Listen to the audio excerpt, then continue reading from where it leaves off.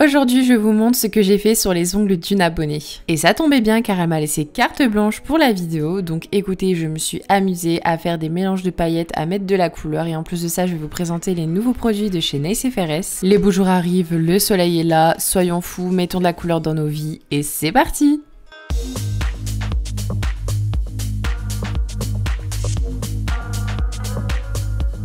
Comme d'habitude, avant de vous montrer comment je réalise la pose, je vous montre toujours le avant. Et d'ailleurs, c'est très satisfaisant parce qu'on peut voir les cuticules de très près.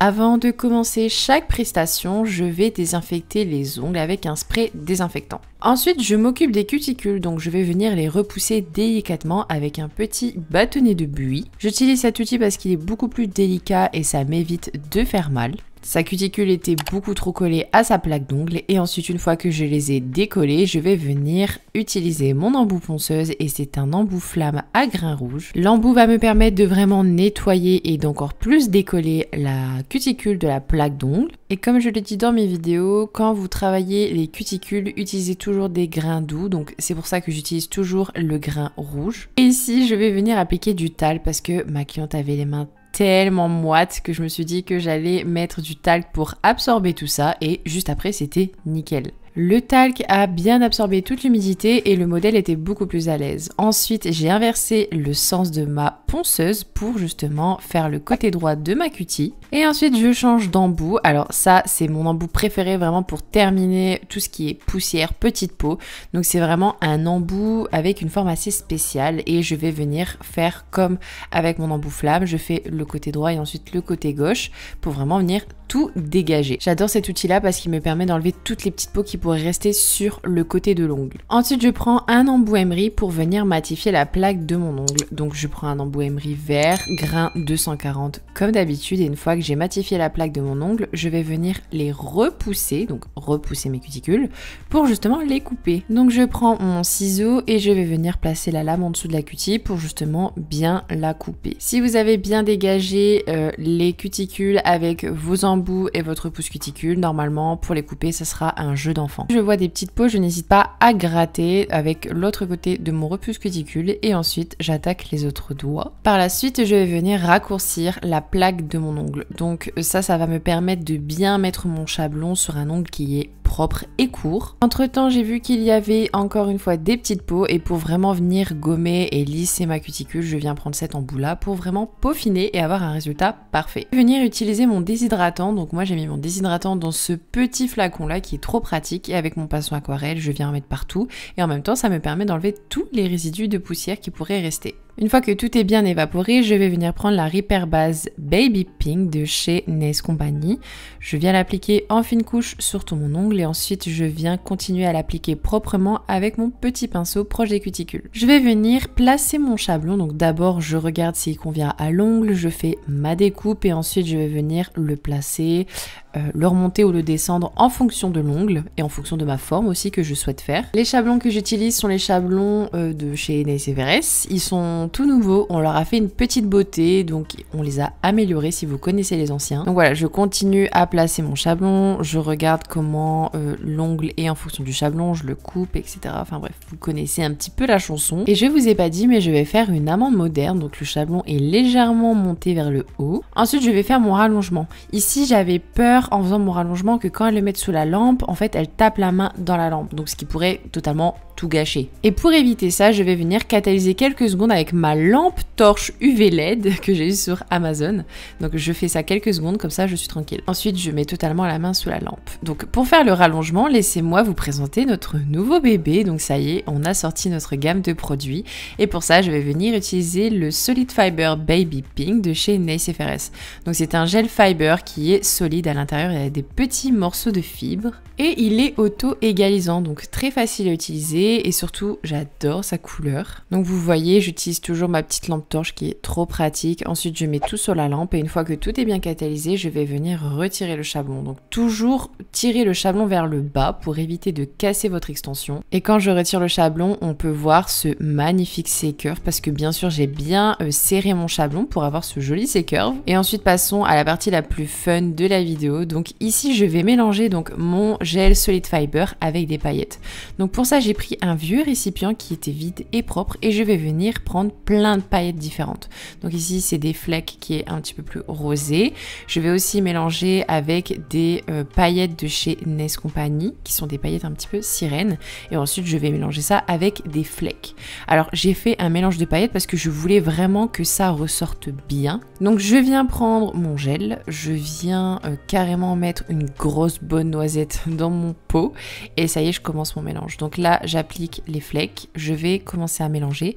Par contre quand vous faites ce style de mélange, attendez-vous à avoir beaucoup de bulles dans votre gel et c'est normal parce que on va venir touiller et forcément ça va ramener de l'air dans le gel. Alors moi ici j'ai fait mon mélange la veille de faire la vidéo, comme ça toutes les bulles d'air avaient le temps de remonter à la surface. Regardez, on en voit une ici, elle est énorme. Et du coup au fur et à mesure je rajoute des flecks, des paillettes, vous pouvez mettre ce que vous voulez hein. Moi je voulais vraiment avoir des paillettes un petit peu irisées, donc c'est pour ça que j'ai mis beaucoup de flecks. Regardez la grosse bulle qui vient de péter. Et une fois avoir vidé toutes mes paillettes dans mon pot de gel, regardez le résultat, je vois que ça ressort bien, donc c'est parfait, c'est ce que je voulais. Et ensuite je fais ma construction normale comme si c'était avec un gel tout simple. Alors quand vous faites un mélange de paillettes avec votre gel, attendez-vous à ce que votre gel soit plus épais et c'est normal. C'est pour ça que moi j'ai utilisé le gel le plus liquide entre guillemets de ma gamme parce que je savais qu'il allait être un poil plus épais. Donc en fait j'ai utilisé une texture moyenne pour au final qu'elle devienne épaisse. Vous voyez ce que je veux dire? Malgré tout, ça reste épais, mais je peux quand même le manipuler très facilement. Donc j'ai fait ma construction et je peux quand même retourner le doigt pour qu'avec la gravité, le gel se diffuse correctement. C'était vraiment que du bonheur d'utiliser ce mélange. J'ai trop aimé parce que surtout vous allez voir le résultat juste après, c'est magnifique. Et ensuite, une fois que j'ai terminé, j'attaque les autres doigts. Hein. Je fais ma construction et avec mon petit pinceau à nail art, je viens diffuser la matière pour en fait éviter les bosses et les creux. Et c'est surtout pour avoir moins de limage juste après. Et ensuite, dernière petite astuce, n'hésitez pas à mettre blindé de paillettes dans votre gel si vous voulez que ça se voit fort. Une fois que j'ai fait tous mes doigts, que j'ai bien catalysé, je vais venir dégraisser. Et vous voyez, on peut déjà bien voir les petites paillettes, donc je suis trop contente. Donc j'ai dégraissé et ensuite je vais attaquer le limage. Donc je vous ai mis en petite image en haut à droite toutes les limes que j'utilise pour que vous voyez bien. Donc d'abord je lime mes parallèles et je fais ma forme avec ma lime ovale 180. Donc ça on va dire que c'est l'étape où il faut donner un petit peu de la force dans votre lime. C'est un peu l'étape la plus chiante, c'est pas ma préférée je vous avoue. Et une fois que j'ai terminé, je vais venir prendre mon embout emery et je vais venir enlever le surplus de gel. Donc faire ça à l'emery, ça me permet de gagner du temps et d'avoir un travail beaucoup plus net aussi, hein, personnellement je trouve. Donc j'enlève le plus gros à l'emery et ensuite je vais venir attaquer à la lime. Donc là j'enlève le plus gros et surtout je ne touche pas aux petites ailettes qu'il y a sur le côté. Ça les gars, c'est toujours à la fin. Et aussi très important, regardez toujours votre ongle dans tous les sens, droite, gauche et de face et de profil. Très important, ça évite de faire des bêtises et on peut déjà voir ici la forme qui commence à venir, c'est trop joli. Enfin la forme commence à apparaître, c'est beaucoup plus français comme ça. Et ensuite je prends ma lime ovale et je vais peaufiner un petit peu le dessus de mon ongle. Voilà, j'enlève ce que je voudrais enlever ou peaufiner. Et ensuite ça y est, je peux enlever mes petites ailettes qui y a en dessous. Et pour faire ça, je viens utiliser ma lime fine. Je fais ça très délicatement, je mets bien ma lime droite et je vais commencer du coup à faire la forme, vous savez, le joli arrondi qu'on peut voir de profil. Ensuite, n'hésitez pas à bien affiner s'il le faut juste après. Avec votre lime, vous avez limé votre gel de construction. Et ensuite, vu que je vais travailler un petit peu avec de la transparence, je viens prendre mon bloc polissoir et je viens peaufiner, voilà. Enlever un petit peu les petites traces de la lime. À cette étape-là, je retourne la main pour regarder si la forme est correctement droite et bien faite. On peut aussi voir la finesse de la pose, j'aime beaucoup. Regardez, je vais vous montrer. J'aime trop travailler en finesse, c'est trop beau. Et faut pas avoir peur de travailler en finesse parce que juste après, je vais rajouter des couches de couleur, de top coat. Donc voilà. Ensuite, je viens pchiter avec un spray désinfectant et essuyer avec un petit pinceau à aquarelle. Ça, c'est vraiment pour enlever tous les derniers résidus de poussière. Ensuite, avant chaque nail art, je vais venir appliquer quelque chose par-dessus ma finition. Donc ici, c'est la Steel Shine de chez Nes Company parce que c'est quand même une matière qui est assez fine. Donc je l'applique en très fine couche. Et et en fait cela va me permettre de travailler mes dessins sans que la couleur bave dans les petits traits qu'aurait pu laisser la lime. Et ensuite je dégraisse et je vais venir m'attaquer aux couleurs. Donc ici c'est nos nouveaux bébés également, c'est la nouvelle collection Retro Summer de chez Nice FRS. Je vais venir prendre la couleur Donut et Beverly. Donc c'est deux roses un peu différents, il y a un rose clair et un rose un petit peu plus foncé. J'applique 2 gouttes sur une petite palette, je prends mon pinceau nail art 3-4 et ça y est, j'attaque les dessins. Donc je commence avec la couleur Donut, je fais un doigt sur 2. Et je commence à faire des petits dessins un petit peu au hasard, vous savez, une sorte de French un peu en zigzag. Ensuite je me rapproche des cuticules, enfin vous avez compris, c'est un petit peu compliqué à expliquer. Alors quand je veux me rapprocher un maximum des cuticules, je n'hésite pas à repousser mes cuticules, bien sûr, pour éviter que la couleur bave dedans, voilà, pour que ça soit plus joli. Là je vous ai mis en accéléré pour que vous puissiez bien voir, et vraiment la couleur Donut ressort trop bien avec notre gel pailleté.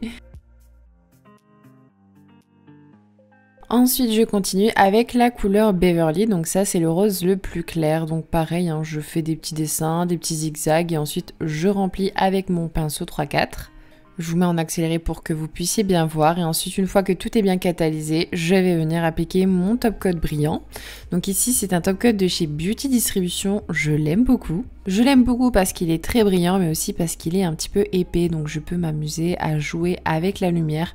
Donc quand je rajoute une couche un petit peu plus épaisse, je retourne le doigt et pareil je diffuse le top coat et vous pouvez voir comme ça que la lumière reflète bien dans le doigt. Ensuite, une fois que tout est bien catalysé, je passe un petit coup de lime fine histoire d'enlever tout ce qui aurait pu baver et puis voilà, je vous montre le résultat final.